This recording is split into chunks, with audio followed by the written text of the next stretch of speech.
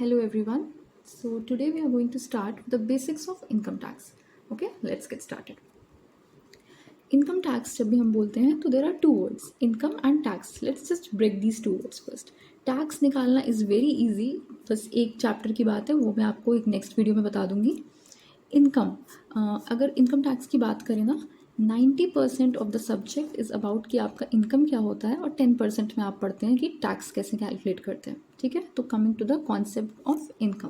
अच्छा, income tax act जो है ना, इनकम टैक्स एक्ट 1961 में आया था और इनकम टैक्स एक्ट ने कहीं भी इनकम की डेफिनेशन को मेंशन ही नहीं किया है. इन्होंने क्या बताया है कि इनकम एक कॉन्सेप्ट है और उसमें उन्होंने कुछ कुछ चीज़ें बताई हैं. वील सी. पहला पॉइंट क्या है, टेम्प्रेरी और परमानेंट. अच्छा, इनकम आपकी टेम्प्रेरी भी हो सकती है, परमानेंट भी हो सकती है. टेम्प्रेरी इनकम का क्या मतलब कि मैंने कोई बिज़नेस स्टार्ट किया और मैंने अप्रैल मई जून 3 महीने बिज़नेस किया, फिर मैंने 2 महीने बंद कर दिया, फिर मैंने 1 महीने बिज़नेस किया, 2 महीने बिज़नेस बंद कर दिया. तो दैट इज़ व्हाट, एक टेम्प्रेरी काम कर रही हूँ मैं. ऐसा नहीं है कि मैं हमेशा काम करती हूँ, बट स्टिल क्या वो मेरी इनकम मानी जाएगी? यस, वो मेरी इनकम टैक्स एक्ट के अकॉर्डिंग इनकम मानी जाएगी. परमानेंट इनकम है तब तो कोई क्वेश्चन ही नहीं है, वो ऑब्वियसली मेरी इनकम मानी जाएगी अगर मैं परमानेंटली इनकम अर्न करूँ.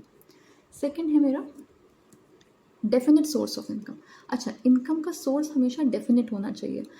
सपोज़ आप रास्ते में जा रहे थे कहीं और पड़े हुए 100 रुपये मिल गए, तो क्या उसको मैं अपनी इनकम कंसिडर कर लूँगी? बिल्कुल भी नहीं. क्यों? क्योंकि मेरा कोई डेफिनेट सोर्स नहीं था. रास्ते में चलते हुए पैसे मिल गए, वो इनकम नहीं है. या फिर अगर पापा ने पॉकेट मनी दे दी, तो पॉकेट मनी क्या मैंने अर्न की है कहीं से? नहीं. तो क्या वो मेरी इनकम होगी? नहीं. ठीक है, तो इनकम का हमेशा कोई डेफिनेट सोर्स होना चाहिए जहाँ से आपने इनकम अर्न की हो. थर्ड पॉइंट मेरा क्या है, लीगली और इलीगली अर्नड इनकम. अच्छा, इनकम टैक्स में क्या होता है ना, लीगली इनकम तो अगर मैंने लीगली अर्न की है तब तो वो ऑब्वियसली मेरी इनकम है. मैं जॉब करती थी, सैलरी मिल गई, बिजनेस था मेरा, प्रॉफिट हो गए, लॉस हो गया, जो भी है वो मेरी इनकम है, दैट इज़ तो normal. But illegally earned income, अगर मैंने किसी को किडनैप कर लिया ना और किडनैप करके मैंने रैंसम मांग ली 50 lakhs, तो वो भी मेरी इनकम ही कंसिडर होगी. ठीक है, according to income tax act. आप इनकम लीगली अर्न करो, इलीगली अर्न करो, वो आपकी इनकम ही कहलाएगी. अच्छा, उसके बाद उसके कॉन्सिक्वेंसेस होंगे, वो बात की बात है, बट फिलहाल इनकम टैक्स की डेफिनेशन में, इनकम टैक्स एक्ट के अकॉर्डिंग इनकम की डेफिनेशन में इलीगल इनकम को भी काउंट करते हैं. ठीक, लास्ट पार्ट है हमारा इसमें, डिस्प्यूटेड इनकम. डिस्प्यूटेड इनकम का मतलब क्या, जिस इनकम पे कोई डिस्प्यूट चल रहा हो, कोई विवाद चल रहा हो कि 2 पार्टीज थी, सपोज एक पार्टी थी एक्स, एक पार्टी थी वाई. एक्स कह रहे हैं कि ये सपोज एक लैंड है और इस लैंड से कुछ इनकम रेज हो रही है. एक्स ने कहा कि ये मेरी है, वाई ने कहा ये मेरी है, तो इसको बोलेंगे डिस्प्यूटेड इनकम. तो क्या इनकम टैक्स एक्ट इस इनकम पे टैक्स नहीं लगाएगा? ऐसा बिल्कुल भी नहीं है. प्रेजेंटली जिसके भी हाथ में वो इनकम रिसीव हो रही होगी ना, सपोज अगर एक्स रिसीव कर रहे हैं तो एक्स को टैक्स पे करना पड़ेगा, वाई रिसीव कर रहे हैं तो वाई को टैक्स पे करना पड़ेगा. जस्ट बिकॉज कि कोई इनकम डिस्प्यूटेड है तो हम उस पर टैक्स ना लें, ऐसा इनकम टैक्स एक्ट नहीं मानता. ठीक है, ये बात हो गई किसकी, कॉन्सेप्ट ऑफ इनकम की. नेक्स्ट आते हैं हम मेन टॉपिक पे, gross total income. Gross total income क्या होती है? ग्रॉस टोटल इनकम में हम 5 इनकम्स लेते हैं. हम इनकम टैक्स एक्ट के अकॉर्डिंग मानते हैं कि 5 सोर्स ऑफ इनकम होते हैं. ठीक है, पहला सोर्स ऑफ इनकम क्या है आपका, income from salary. Income from salary easy सी बात है. सैलरी मतलब एक एम्प्लॉयर होगा, एक एम्प्लॉई होगा, एम्प्लॉयर एम्प्लॉय रिलेशनशिप होगा, एम्प्लॉय को सैलरी मिलेगी, वो मंथली हो सकती है, वीकली हो सकती है, मोस्टली मंथली ही होती है, उसको बोलते हैं इनकम फ्रॉम सैलरी. कोई इस पर चर्चा करने की आगे ज़रूरत नहीं है. नेक्स्ट है आपका income from house property. House property को यहाँ पे कंफ्यूज नहीं करना है कि हमने प्रॉपर्टी सेल की, नहीं. हाउस प्रॉपर्टी का मतलब कि हमने अपना घर लेट आउट किया, मतलब किराए पे दे दिया. आप अपना घर लेट आउट कर रहे हैं, किराए पे दे रहे हैं, तो उससे भी आपको इनकम अर्न हो रही है ना, वही इनकम हमारी होती है इनकम फ्रॉम हाउस प्रॉपर्टी. ठीक है, फर्दर इसकी बात जब ये चैप्टर पढ़ेंगे तब करेंगे. नेक्स्ट है आपका profits and gains from business and profession.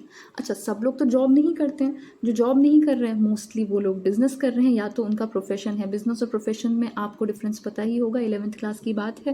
Profession में कैजुअल एग्जांपल दे देती हूँ, जैसे सीए हो गए, डॉक्टर हो गए, लॉयर हो गए. ठीक है, तो बिजनेस से हमें होता है प्रॉफिट, प्रोफेशन से होता है हमें गेन. तो या तो आप सैलरी उठाते होगे, जॉब करते हो तो वो इनकम फ्रॉम सैलरी आ गई. आप जॉब नहीं करते होंगे, आपका कोई बिजनेस होगा, प्रोफेशन होगा, आपको वहाँ से प्रॉफिट मिलता होगा या गेन आता होगा. ठीक है, आपका कोई घर हो सकता है जो आपने किराए पे दे रखा है, तो उसकी इनकम भी हम लेते हैं इनकम फ्रॉम हाउस प्रॉपर्टी. ये 3 इनकम होगी. फोर्थ इनकम मेरी होती है कैपिटल गेन। अच्छा, कैपिटल गेन क्या होता है? कैपिटल गेन मतलब जब भी कोई कैपिटल एसेट सेल करने से मुझे इनकम होती है। सपोज़ मैंने 2020 में एक लैंड खरीदी थी 5 लाख की, ठीक है, 2020 में 5 लाख की लैंड खरीदी थी और 2022 में मैंने उस लैंड को 7 लाख पे सेल कर दिया, ठीक है। अब ज़मीन बेचना ही काम नहीं है मेरा, काम होता तो वो बिज़नेस में आ जाता, ठीक है, लेकिन मैंने एक ज़मीन खरीदी और फिर ज़मीन को बेच दिया, मेरा सीधे सीधे 2 लाख का प्रॉफिट हो गया। तो ये मेरा बिजनेस का प्रॉफिट नहीं है, ये क्या है? Capital gain. Why capital gain? एक कैपिटल एसेट बेची है मैंने। कैपिटल एसेट में आपका लैंड, बिल्डिंग, कोई घर, ज्वेलरी, स्टॉक, शेयर, कुछ भी आ सकता है, ठीक है। अदर कोई एंटीक्स हैं अगर आपके पास, ये सब आपका कैपिटल गेन में आ सकता है। अच्छा, तो इनकम टैक्स डिपार्टमेंट क्या कहता है? सैलरी से पैसे कमाए हैं तो भी टैक्स लेंगे, अगर हाउस प्रॉपर्टी से कोई इनकम है उस पर भी टैक्स लगेगा, ये profits and gains from business and profession जिसको हम शॉर्ट में पीजीबीपी बोलते हैं, पीजीबीपी इनकम पे भी टैक्स लगेगा। कैपिटल गेन से कोई इनकम है तो उस पर भी टैक्स लगेगा। एंड फर्दर मोर, अगर कोई और इनकम आपने अर्न की है जो इन चारों हेड्स में नहीं आई है तो इनकम टैक्स डिपार्टमेंट ने कहा है कि हम उस पर भी टैक्स लगाएंगे। किस नाम से? इनकम फ्रॉम अदर सोर्सेज, ठीक है।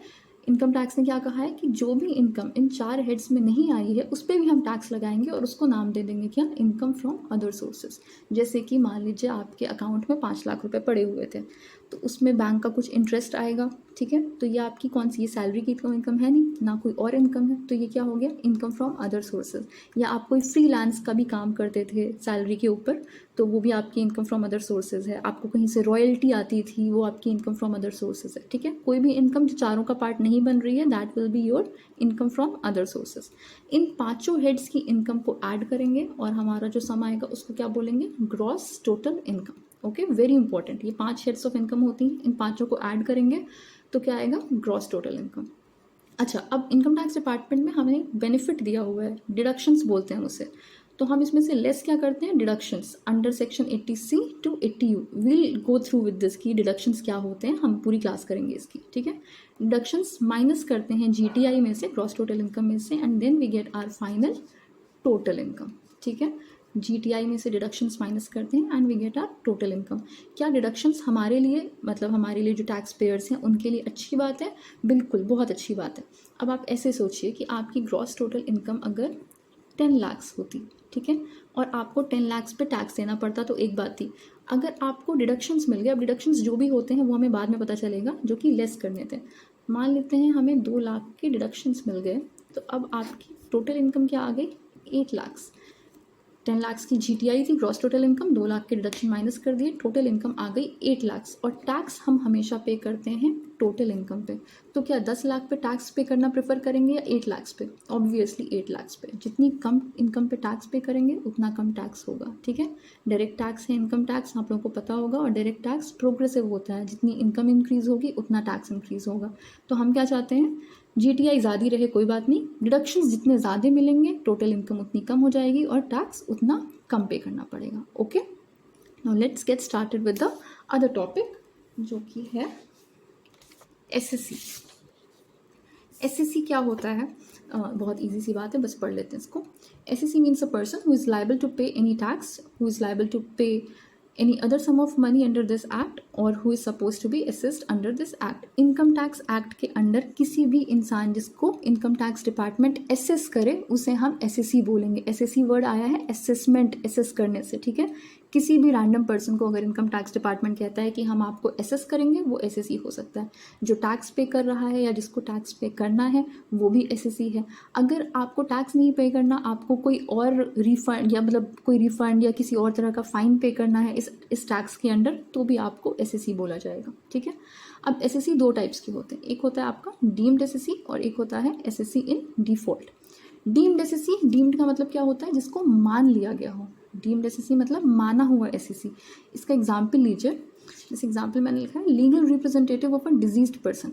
अच्छा, मान लीजिए एक थे मिस्टर एक्स। मिस्टर एक्स को टैक्स पे करना था, लेकिन टैक्स पे करने से पहले ही मिस्टर एक्स राइट ऑफ हो गया, मतलब बेसिकली मिस्टर एक्स की डेथ हो गई, ठीक है।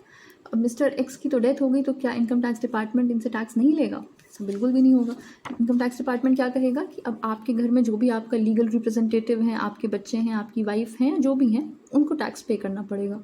तो इनका जो लीगल रिप्रेजेंटेटिव होगा वो एक्चुअल में एसएससी नहीं था, लेकिन हमने उसको क्या मान लिया, डीम्ड एसएससी।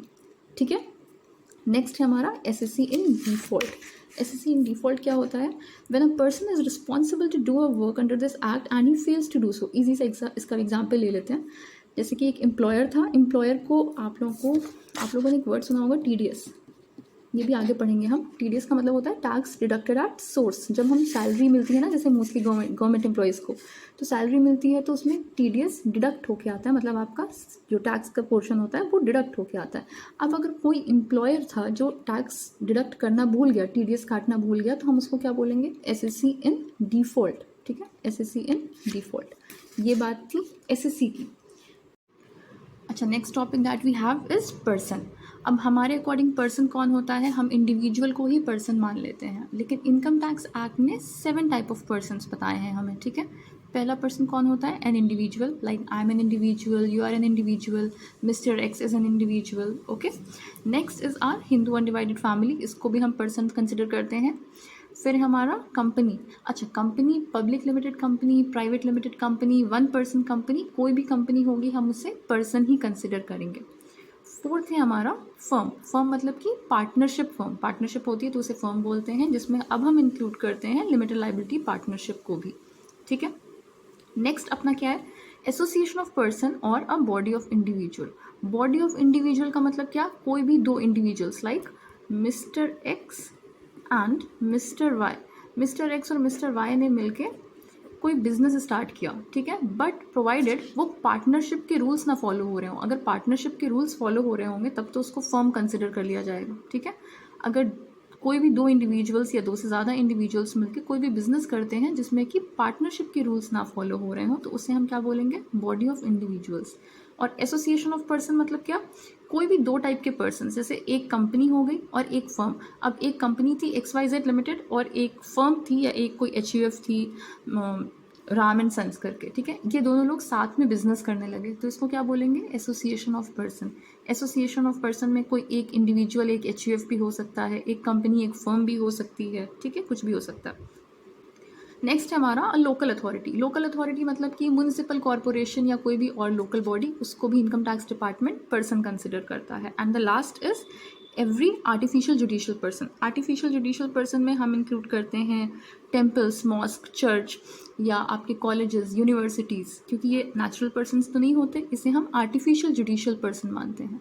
तो इनकम टैक्स के अकॉर्डिंग ये 7 पर्सन्स थे, और जो भी पर्सन होगा वो इनकम टैक्स डिपार्टमेंट के लिए एसएससी भी हो सकता है और उससे हम टैक्स ले सकते हैं। ठीक है, नेक्स्ट टॉपिक है हमारा कैजुअल इनकम।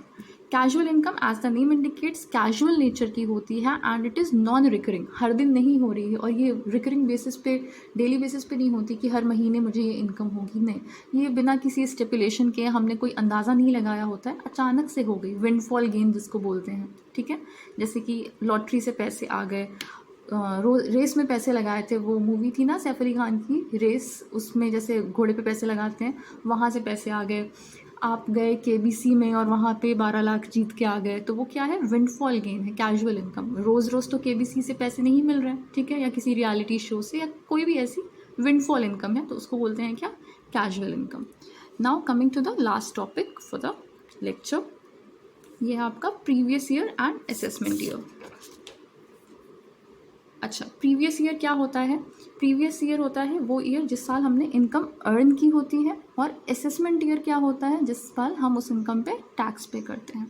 इसको थोड़ा सा समझते हैं। देखिए, नॉर्मल कैलेंडर ईयर होता है हमारा जनवरी से लेके दिसंबर तक, 1 जनवरी से 31 दिसंबर, बट फाइनेंशियल ईयर हम किसे मानते हैं, 1 अप्रैल टू 31 मार्च। ठीक है, अब 1 अप्रैल 2020 से लेके 31 मार्च 2021 तक किसी ने इनकम अर्न की, तो क्या इससे इसी साल टैक्स ले लिया जाएगा, नहीं, हम टैक्स कब लेंगे इससे, 1 अप्रैल 2021 से 31 मार्च 2022 वाला जो फाइनेंशियल ईयर होगा उसमें टैक्स लेंगे। तो ये ईयर क्या हो गया मेरा, प्रीवियस ईयर हो गया, और ये क्या हो गया, असेसमेंट ईयर हो गया। ठीक है, previous year in which the income is earned and the assessment year in which the income is taxable. अच्छा, अब 21-22 में जो इनकम अर्न की होगी उस पर टैक्स कब लगेगा, 22-23 में, तो उसके लिए ये प्रीवियस ईयर हो जाएगा और नेक्स्ट वाला फिर असेसमेंट ईयर हो जाएगा, और ये मतलब दिस विल गो ऑन। ठीक है, बस इतनी सी बात थी। तो प्रीवियस ईयर में हम इनकम अर्न करते हैं और असेसमेंट ईयर में उस पर टैक्स देते हैं, लेकिन there are a few exceptions जिन केसेस में हम प्रीवियस ईयर में ही उस इनकम पे टैक्स लगा देते हैं। ये एक्सेप्शंस क्या हैं वो देख लेते हैं। फर्स्ट है हमारा income of non resident from shipping business. Non resident मतलब नॉन रेजिडेंट ऑफ इंडिया, जिसको हम NRI बोलते हैं। अगर कोई NRI है और वो शिपिंग बिजनेस में है तो उसने यहाँ पे आके जो भी पैसे अर्न किए हैं उससे तुरंत उस पर टैक्स देना पड़ता है जाने से पहले। ये नहीं हम कहेंगे कि अच्छा ठीक है आप वापस चले जाओ अमेरिका, अगर आपको अमेरिका जाना है तो, और उसके बाद हम नेक्स्ट असेसमेंट ईयर में टैक्स लेंगे। No, it's not like that. हम क्या कहते हैं कि आप तुरंत पहले अपना आपने इनकम अर्न की, टैक्स दो और फिर जाना। ठीक। नेक्स्ट है हमारा income of persons living India. अच्छा, अगर कोई पर्सन इंडिया छोड़ के जा रहा है ना, छोड़ के जा रहा है मतलब हमेशा के लिए जा रहा है या फिर एक लंबे टाइम के लिए जा रहा है, तो हम क्या कहेंगे कि आपके यहाँ पे जो भी ड्यू टैक्सेस थे वो पे करके जाओ। ठीक है। अगर कोई सिर्फ घूमने के पर्पज़ से हफ्ते 2 हफ्ते के लिए जा रहा है उसकी बात नहीं कर रहे हैं। अगर कोई परमानेंटली या for a long period of time जा रहा है तो उसको टैक्स पे करके जाना पड़ता है। नेक्स्ट है हमारा डिसकंटिन्यूएंस ऑफ अ बिजनेस। अच्छा, किसी का बिजनेस चल रहा था और सपोज उसने बीच में सितंबर में, अक्टूबर में या जनवरी फरवरी फाइनेंशियल ईयर या फिर टैक्स पेमेंट के पहले ही अपना बिजनेस बंद कर दिया हमेशा के लिए, तो क्या इनकम टैक्स डिपार्टमेंट वेट करेगा कि चलो ठीक है अब अगला असेसमेंट ईयर होगा तब तुमसे टैक्स लेंगे? नहीं, हम क्या करेंगे, उनसे कहेंगे आपने अभी बिजनेस किया है, शट डाउन किया है, तो आप पहले सारे टैक्सेस पे कर दो। ठीक है। नेक्स्ट है मेरा transfer of property to avoid tax. Very much obvious, अगर मैंने प्रॉपर्टी कोई ट्रांसफ़र की है और मेरा पर्पस ही यही था कि मैं टैक्स अवॉइड कर लूँ, तो इनकम टैक्स डिपार्टमेंट तो मुझे नहीं छोड़ेगा इतने आराम से कि चलो ठीक है प्रॉपर्टी ट्रांसफ़र कर दी तो टैक्स नहीं देना। It's not like that. तो आपको ऐसे केसेस में भी तुरंत टैक्स पे करना होता है। And the last is income of an association of person और body of individual formed for a specific purpose. ये हमने अभी तुरंत पढ़ा था। AOP और BOI अगर किसी स्पेसिफिक पर्पस के लिए बनी है, सपोज किसी एक प्रोजेक्ट के लिए बनी है जो कि 1 महीने में या 2 महीने में ख़त्म हो गया, तो हम इस बात का वेट नहीं करेंगे कि हम नेक्स्ट असेसमेंट ईयर इनसे टैक्स लें। जैसे ही इनका वो प्रोजेक्ट या वो पर्पस ख़त्म हो जाएगा हम इनसे टैक्स ले लेंगे। अगर आपको इस पूरे सेशन में कोई डाउट हुआ हो तो प्लीज़ मुझे कमेंट करके बताइएगा। एंड अगर आपको वीडियो पसंद आया हो तो प्लीज़ इसे लाइक करें and subscribe to my channel. Thank you.